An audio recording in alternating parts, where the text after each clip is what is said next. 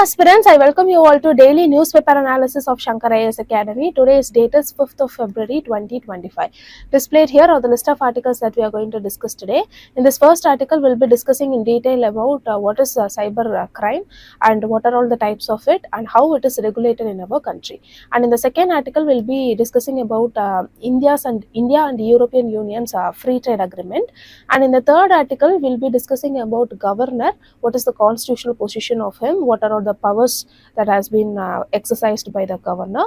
And in the fourth article, we'll be seeing in detail about US immigration policy and what are all the impacts it will have on Indian citizens. So without any delay, let us get into the news article discussion. Now look at this article. As the title itself hints, this article talks about arrest of the three important criminals who have indulged in cross-border digital crime. So what they have done is they have disseminated voice calls to all of the people, most of the people in our country. So it has turned into a pan-India issue. So what they have done is they have called in name of government agencies and they have asked for a digital payment to bail out from that particular issue. So a lot of people have actually identified it, but a lot of people has lost money due to this. So currently our government has identified particular person who has indulged in this particular crime and they have arrested, and that is why it is in news. So the news is not much important, but from the prelims perspective, knowing about cybercrime and how it is managed is very important. So let us see them one by one in this news article discussion. So let's start with what is this cybercrime. See, cybercrime is any illegal activity that involves computer network or digital devices. The main aim of the cybercrime is to derive a benefit out of that person. So it can be of any kind of type, for example hacking, identity theft, online fraud, then data breaches and cyber terrorism. So it can be of any kind, but the main ultimate goal of the cybercrime is to derive a benefit in terms of data or in terms of ransom. A very good example for hacking is there is a lot of ransomware that is being circulating. Then identity theft, the example is deepfake, and online frauds, they are happening, and data breaches is happening in the large scale. So in AIMS, very recently in Delhi hospital, the data breach of the patients happened. So those kinds of data breaches will reduce the privacy of the people and affect the privacy. So these things actually regulated in our country through two important things. Firstly, the IT Act 2000 and the IPC, Indian Penal Code. So in under Indian Penal Code, we have forgery section 463 as well as fraud section 420, and identity theft is covered under this IPC. So this IPC will be prescribing the imprisonment based on the degree of crime that has been happened. So moving on, we shall see about what is this voice communication over internet. So this voice communication over internet is a very recent thing, but a very important thing to be noted, because in an era of digital media, this voice communication over internet is used in a lot of ways. For example, it is used as a call ID spoofing. This call ID spoofing is nothing but just turning out the identity of a person into an authentic identity user. For example, this government agencies scam. So those kinds of things they will be calling as caller ID spoofing. Then anonymity, this under this anonymity category, the person will be hiding their particular location and their identity. So they will just make a call and they will be just threaten you through certain means. And finally, the mass robocalls, they will be recording the calls and they will be disseminating it to the people, and it is like an automated call which is actually done for phishing or scamming. So those kinds of things that is happening over internet is actually known as this voice communication over internet. Now here comes the question, how it is regulated in our country.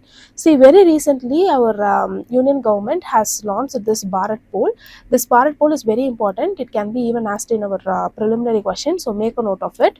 So here you can see the expansion of it. Broadcast hub for assistant and real-time action against transnational crimes via international police cooperation. So this particular portal, it has two components. Firstly, it focuses on the internal cybercrime. Secondly, it focuses on the international cybercrime. So what it does is it integrates CBI with the state Interpol of our country. So this will actually help in fastening the data sharing between the state and the center, as well as the international or the interborder things. So here you can see in this broadcast thing, they can actually request for 195 countries for assistance in criminal intelligence shared by them, and can be transmitted for aim to Indian law enforcement agencies. So this is the very important component of it, and it has been launched very recently. So here certain important features has been given. You can just go through it. Now moving on, we shall see about other initiatives. The first initiative is this National Crime Records Portal. It was launched way back in 2017. So it is like a centralized platform for the cybercrime reporting as well as fast investigation. So you can complain through online under this portal, and there are specialized complaint section as well. See, there are a lot of cybercrime types. Everything can be made in this one portal, and this complaint tracking and follow-up can also be done, and it is integrated with I4C. I4C is nothing but Indian Crime Cybercrime Coordination Center, in short called as I4C. It actually combats cybercrime nationally and prevents and responds to this particular case. So it develops investigation tools. It trains and brings a lot of capacity building to the staffs who involve in the cybercrime. And we have a real-time threat monitoring facility, and it also coordinates with the international agency and generates a lot of public awareness. So this center is actually integrated under this National Crime Records Portal, and there is also cyber awareness material that has been provided in this particular portal. So these are all very important key terms that you have to remember when it comes to cybercrime. So far we saw about what is cybercrime and what are all the initiatives taken by our government. So with these learned points, now let us move on to the next news article discussion. Now look at this article. This article talks about US immigration policy. Very recently, after Trump's administration, a lot of changes has been made, and according to that change, US is actually sending back 200 Indians on a military plane who are identified as illegal immigrants. So from the prelims perspective, let us see both the stands from the US as well as India one by one. So before that, we shall see about what is Mr. Trump's immigration policy is about. See, they have a deportation target.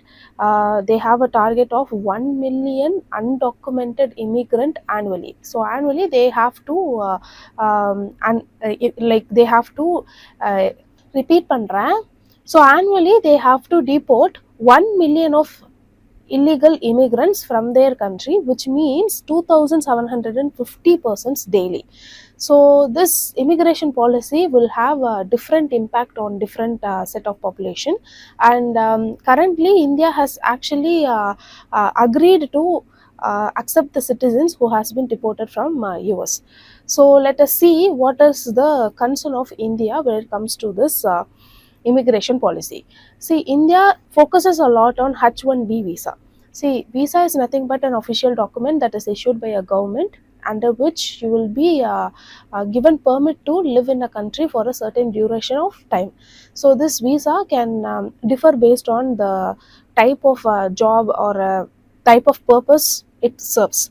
So here you can see different types of US visas. You don't have to just mug up everything, just you have to know that there are these many types of US visas.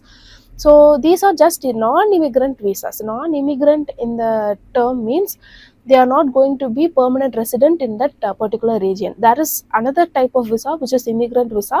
Those kinds of visa will be given to persons who are citizens of US, as well as whose family is residing in US, who is holding a green card in US. So those kinds of people, they will be getting immigrant visa, and there is another kind of visa which is non-immigrant visa.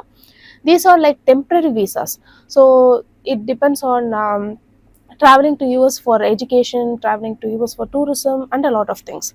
Here the very important thing is this H1B visa. So this H1B visa is nothing but visa issued to specialty occupations in fields requiring high specialized knowledge. So those kinds of people only will be given this H1B visa. When we take India, nearly 72% of H1B visa. So there will be a particular quota. For example, if there is a 4 lakh quota for this H1B visa, in that 4 lakh quota, nearly 72% of 4 lakh visa application is from India. So those many people are being willing to take work in US. So those kinds of work also will be from very specialized sector. So India's IT firm, especially Infosys, TCS and HCL, Wipro, everyone, they will be asking for this H1B approval, and nearly 20,000 plus approvals are from these IT firms. Now, another important thing that you have to remember about this H1B visa is that this visa will be issued for 3 years and it can be extended up to 6 years, and there is a window for attaining green card. So here you can understand that every kind of visa has its own advantages as well as its disadvantages. But when it comes to H1B visa, you can get even green card and you can settle there itself. So once you get green card and you settle there, you can even call upon your family. And another thing is H1B visa will not be provided to everyone, only with persons with specialized knowledge. And when we talk about Indian students in US, most of the Indian students, they have indulged in this STEM program. STEM program is nothing but science, technology, engineering and mathematics programs. So so here you can see how significant Indian population is contributing to US workforce. So ultimately we can tell that Trump's stance on H1B visa is they are backing this H1B program, especially for the skilled professionals. However, India is asking for streamlining the visa process for the students as well as the skilled workers. So instead of having a very stricter policy which is hindering mobility of the students, they can streamline the process which is easier for the persons who are being studying there, or else it is very easy to mark them as illegal immigrant and being deported them to our country, right? So this is what the entire article is talking about. Now we have a prelims question for you. Let me read out the question. What is the main focus of H1B visa program? So here the correct answer is attract skilled professionals for employment. So with these learned points, now let us move on to the next news article discussion. Now look at this article. Recently, Supreme Court has said that it will resolve the tussle that is happening between Governor and the Chief Minister of Tamil Nadu in the spirit of Constitution. So this is what the news is about. Recently, a lot of things happened between two people, and even though it is not important from the exam perspective, knowing about Governor is very, very important. It might be asked in preliminary examination, and that is why we have chosen this article. So let us revise about governor from prelims perspective. See, governor is actually the constitutional head of the state. So it is under part 4 of chapter 2, covering article 153 to 167. So he is appointed by the President of India, and eligibility, when we talk about it, article 157 in our constitution, it provides only for two eligibility. Firstly, he should be a citizen of India and he should have minimum age of 35 years old.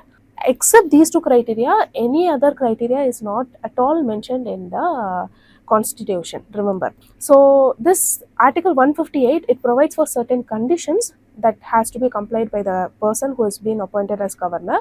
Firstly, he should not possess any office of profit. He cannot be a MP, MLA or MLC, and if he is actually appointed as governor, he or she is appointed as governor, then they should be resigning from that particular post. So this is what the condition that has been given in article 158. Moving on, he will be provided with official resident in the particular state. Certain governors, they will be sharing responsibility of two different states. There are certain instances like that. And then salary and allowance will be provided as per Governance Emolument Act 1987 from States Consolidation Fund, remember that. And he has a lot of immunity when it comes to legal proceedings and official actions. So let us see certain functions that you have to remember when it comes to governor. Firstly, the executive power from Article 154 and Article 162. He can recommend for President's rule. This is as per Article 356. He can recommend President rule if the constitutional machinery is not properly functioning in the particular state. Now, secondly, he appoints Advocate General, State Election Commissioner, and Vice Chancellors of the State University, as well as State Public Commission, Service Commission Chairman, and all. Apart from this, he has the power to appoint the CM and other ministers on CM's advice. Moving on, we shall say about certain legislative powers. Firstly, sending a message to legislature. This can be through summon. He can even prorogue the session and even dissolve a state legislature. This is a very important power that has been awarded to the governor. Secondly, he can nominate Anglo-Indian members to the council if required, and he can assent the bills that has been made by the legislative assembly. So any state, if they are making a particular bill, it should be getting assent from the governor in the state level. So apart from this, there are certain discretionary powers. Let us see them one by one. First, reserving bill for president. This is under Article 200. So certain things, if governor feels to be reserved for president's consideration, he can reserve the bill for president's consideration, and he can recommend president's rule, which is under Article 356, as I said earlier. He can appoint CM in case of there is no proper clear majority. This instance happens during two different times. Firstly, after completion of a fresh election. Secondly, after conducting a no confidence vote. So when there is no clear majority, he will be coming in and he will be asking for who will be the next lead, and he can seek information from CM. This is also his very important discretionary power. So these are all very important powers of governor that you have to remember from the prelims perspective. Here I have a prelims question for you. Let me read out the question. Consider the following statements regarding the governor of a state. Statement 1, no money bill can be introduced in the state legislature without the governor's recommendation. Second statement says, in case the legislature returns a bill to governor with modification, then it is not mandatory for the governor to give assent. See, both the statements are very tricky, so you have to take time to solve it. So here the correct answer for the first question is option A, 1 only. Second statement is actually incorrect. So with these learned points, now let us move on to the next news article discussion. Now look at this article. This article talks about India-UA free trade agreement. Here free trade agreement is nothing but the agreement that has been made between two different countries by reducing trade barriers and enhancing import and exports. So currently our external affairs minister has said that this particular India and EU FTA will bring in a lot of stability into our economy. So this is what the article is about. From the prelims perspective, let us learn about what are all the benefits we are going to be deriving from this particular agreement. So let's start with what is the aim of the agreement. It is to enhance the economic ties between the two countries, and when we talk about the negotiation, it has started way back in 2007 itself, but it stalled in 2013 and it resumed in 2022. And when we talk about European Union, it is actually a union of 27 countries, and they are the second largest trading partner when it comes to India, and they are major source of FDI for India. So under this particular FTA, three different ministries has been involved. Firstly, the Ministry of Commerce and Industry, then the Director General for Foreign Trade, and the Ministry of External Affairs. So when we talk about India-EU trade, we have $132 billion in 2022 to 23, in which India has a lot of surplus. And FTA benefits, we have actually increased a lot of exports, especially in textiles, IT, pharma, investment as well as jobs. So moving on, we shall see about the current status of this particular agreement. The negotiations is actually going on, and they are aiming for a conclusion by 2025.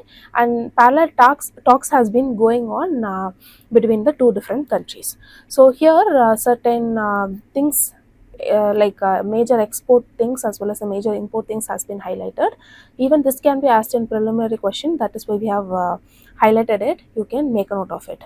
Now moving on, we shall see about the key focus of area in negotiation. The first important thing is the tariff reduction between the two countries. So both are seeking for a very low tariff on very key products. This will enhance the trade relation between the two countries. Secondly, the intellectual property rights, that is the IPR. EU is demanding stronger patents, and for India, it is focusing on the generic medicines. Everyone know that India is the pharma hub for the world. So we are producing a lot of generic medicines, which is actually concerning European Union. So it has asked for a bigger and a stronger patent rights. And third important thing is the data protection. EU has insisted on data localization. Data localization is nothing but bringing in the data or securing the data within the borders of a particular country. Fourth key focus of area is this investment protection. So India has seeked for a balanced dispute resolution between the two different countries. And finally, the GIs, that is the geographical indications. So both the side, they have seeked for protection for their unique products. Example like basmati rice, champagne, and etc. So these are all the very important key focus area when it comes to negotiation with respect to this FTA. Now moving on, we shall see about the challenges in this particular FTA. See, firstly, very high standards when it comes to labor and environment. See, most of the European Union countries, they are well aware about what they are consuming. So they actually neglect Indian products when it comes to agricultural products, especially grapes and all. So what they are doing, what is their concern is, they are concerning about the use of pesticides in our country.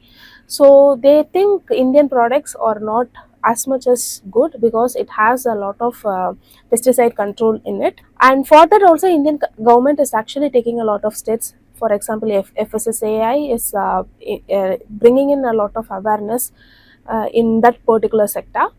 So when it comes to labor standards also, there is a very high standards. So this is actually a important thing India has to think to meet, so that this relation will be going on smoother. Now the second important thing is the agriculture sector resistance in India.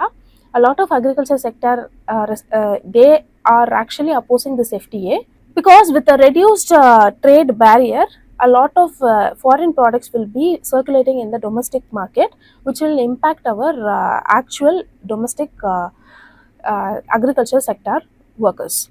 And the third important thing is the carbon border tax, CBAM. This thing we have discussed about it a lot of times. So European Union, they have this particular system. So if a particular product is being generated, if the particular product has been generated through ungreener way, so based on that, the product will be attracting tax. So what happens is, in the European Union market, if your product like steel, for a very good example is steel, if steel is being sold and if it attracts a very large tax, then the people there, they will be preferring steel with the lower tax, right? It is a very common thing. So those kinds of challenges are there when it comes to this European Union's carbon border tax. So this will actually impact the Indian exports, which must be kept in mind. So far we saw about what is this FTA is about, what are all the key focus areas and what are the challenges in achieving it. Now I have a prelims question for you. Here certain trade agreements as well as the organization has been mentioned. So you can actually, you have to find whether the match is actually correct or not. Here all the matches are correctly matched. With this, we came to the end of the news article discussion. If you like the video, hit like, do comment, and don't forget to subscribe to Shankar IAS Academy YouTube channel. Now, thank you so much for listening.